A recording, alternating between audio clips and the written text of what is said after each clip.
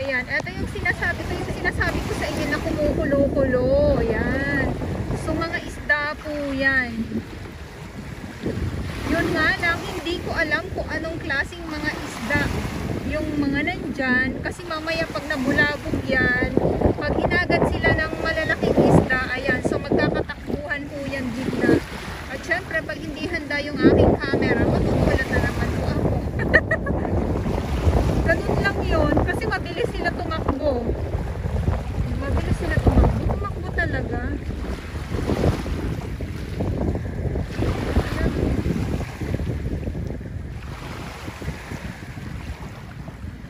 Ayan, so tag-ulan at tag-init.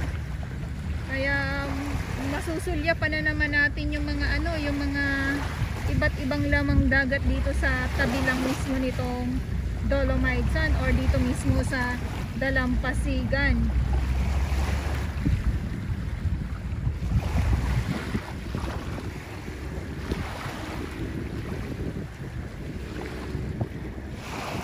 At yan naman yung white sand na yan, ayan naman po ang reclamation dito naman po sa may Pasay area naman po. At napakalawak na.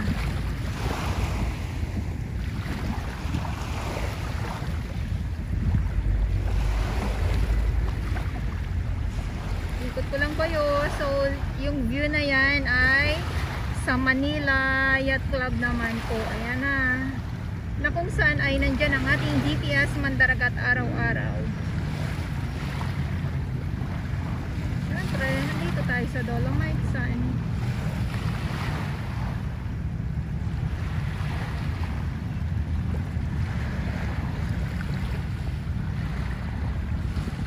Good afternoon, Manila Bay, Dolomite Sand po tayo ngayon. At ngayon ay July 3, 2024.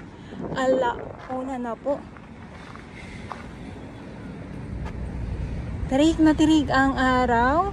At syempre pag ganito ay wala po tayong makikitang tambak na namamasyal or naglalakad dito sa loob ng Dolomite Sand. Meron 1, 2, 3, 4, 5 6, 7 pang 8 ako. Ayan. So yung iba nandito sila nakaupo. Eto bagong pasok 9, 10 11, 12, 13. Ayan. Good afternoon po sa inyong lahat. At Manila Bay, Dolomite Sand po tayo. So ito yung update natin.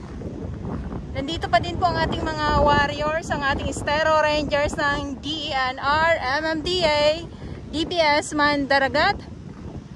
Doon naman po sa Manila Yacht Club. At ang ating iba't ibang mga volunteers, maraming salamat po sa inyong lahat. At syempre ang ating mga security guard at mga kapulisan na patuloy po na nagbabantay dito sa Manila Bay.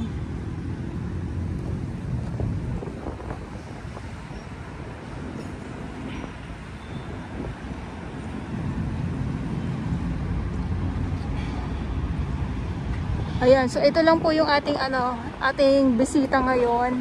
Sabi ko nga ay dahil sobrang init, ang panahon dito ay biglang uulan, biglang kukulimlim. Grabe, eto. Punta tayo dito sa dito sa Dalampasigan para makita naman po natin kung tambak ang basura. Oh! Wala, ayan Wow. So dahil ay sabi ko nga yung panahon dito sa Pilipinas ay pasumpong-sumpong, minsan mainit katulad ngayon, minsan naman ay biglang aambon or uulan ng malakas, ganyan po. So ito, yung mga nandyan, yung parang sila, yung mga kumukulo-kulo, ayan yan, mga isda po yan. At eto na nga yung iba, ayan nandyan sila So pag ganito kasi na yung ulan, init, meron po tayong mga nakikitang mga isda dito sa tabi lang mismo. So sa ngayon,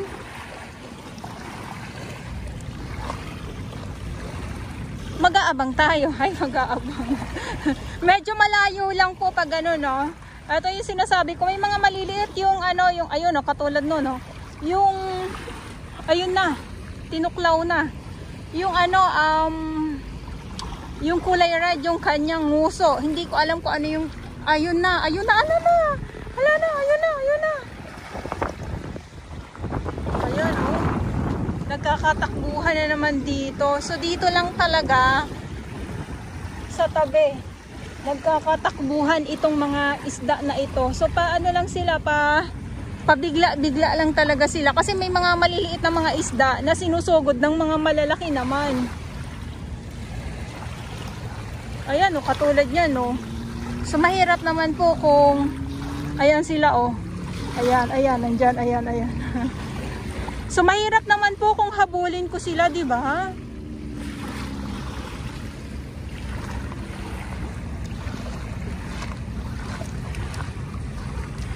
Good afternoon po sa inyong lahat at sa mga baguhan. Yes, welcome sa channel ni Miss Jolaine Dorabaos. Mahalin niyo po ako ng buong buo. Yun ay hindi galing sa ilong ng maisingaw. Garas buwan at dito sa ating dalampasigan ay wala po tayong nakikitang tambak na halo-halong mga basura po. Yan, at kung meron man, so tulad nga ng nababanggit ko, no, ang ating mga warriors, hindi po yan sila nawawala. Nandito po yan sila araw-araw.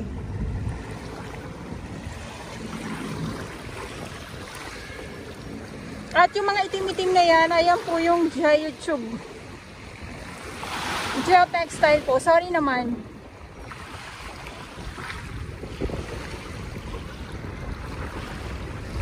Malakas ang hangin.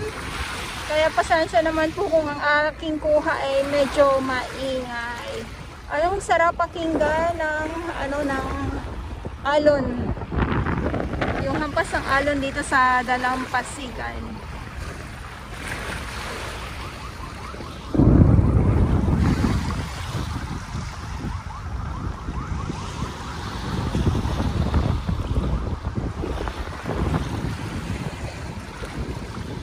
Akala ko may dadagitin, oh, konti na lang.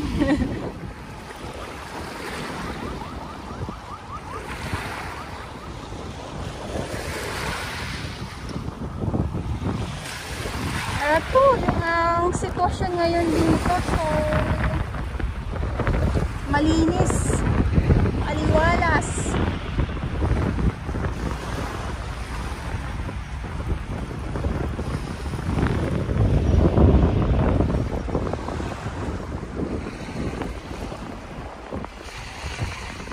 At yung dalawang, ang sarap ng upo nila. At itong mga kalapati na naghahanap ng kanilang makakain. Ayan, oh. Na buti pa to, no, na marunong sila maghanap ng kanilang makakain.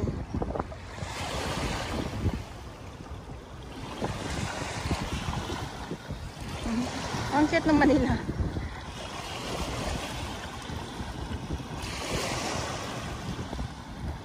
Hi! Ayan na, oh. Yan, so ulitin ko lang po, ngayon ay July 3, 2024. July na po, ang bilis naman ng ng June. Ang bilis lumipas ng lahat. Ang sarap ng ng lakad nila, ng pamamasyal ng ng mga kalapate na ito.